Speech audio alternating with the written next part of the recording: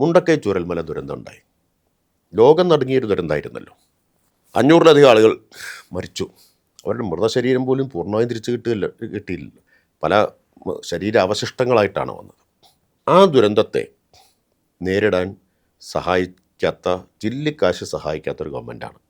ഹൈക്കോടതി പോലും രൂക്ഷമായിട്ടുള്ള ഭാഷയിൽ കേന്ദ്ര ഗവൺമെൻറ്റിനെ വിമർശിച്ചു. നിങ്ങൾ എന്തെങ്കിലും കൊടുക്കാൻ ഉദ്ദേശമുണ്ടോ എന്നാണ് ഹൈക്കോടതി ഒരിക്കൽ ചോദിച്ചത്.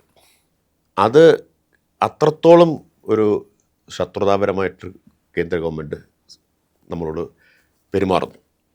അതിനെ നേരിട്ടിട്ട് കേരളം നമ്മുടെ സമ്പദ്ഘടനയെ ഉലയാതെ കൊണ്ടുപോയി.